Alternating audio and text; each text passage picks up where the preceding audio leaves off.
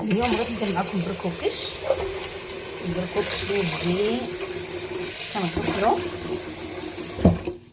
بالنسبه عندنا هنا في السويد كنشري المفتول، كيتباع عندنا مفتول.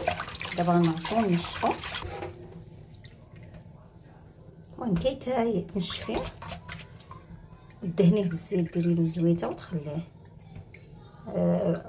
بطبع الحال ديري زيت الزيتون ماشي الزيت العاديه. ها هو.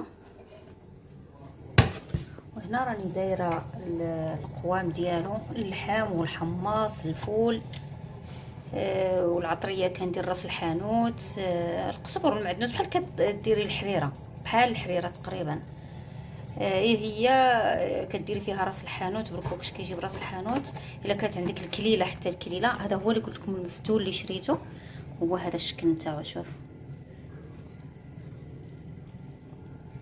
هذا هو كيتباع هنا في السويد عند المحلات العربيه. المفتول عند السوريين، المشارقه، هو فلسطيني هذا المفتول.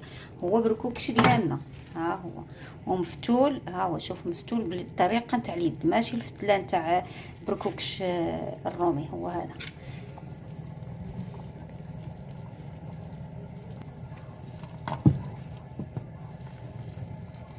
ها هو الحمص، الفول والحيمه.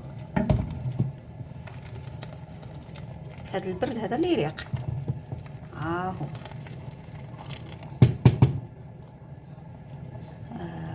ودابا غادي نلوح هذاك بركوكش، غادي نلوحو. لا، قبل ما نلوحو غادي ندير فيه زيت الزيتون، ندير فيه واحد شويه تاع زيت الزيتون. انا عندي الكوكوط فورت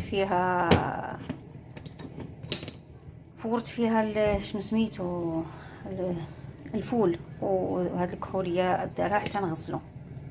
يقول لك كوكوط ديالها مسخه. ها هو. هادي زيت الزيتون باش ما يتلاصقش، منين نديرو في الاخر ما يلصقش، ما يتعجنش، يعني ما يتعجنش مع بعضياته. نطيقلو شويه زيت الزيتون. راني كنصوري بيد. ها هو. وغادي نلوحو هنا.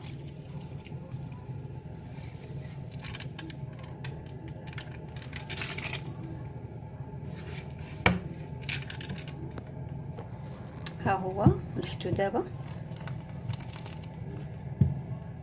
ودرت مطيشه ديال الحك والقزبر معدنوس. وبالنسبه للعطور، ها هما العطور.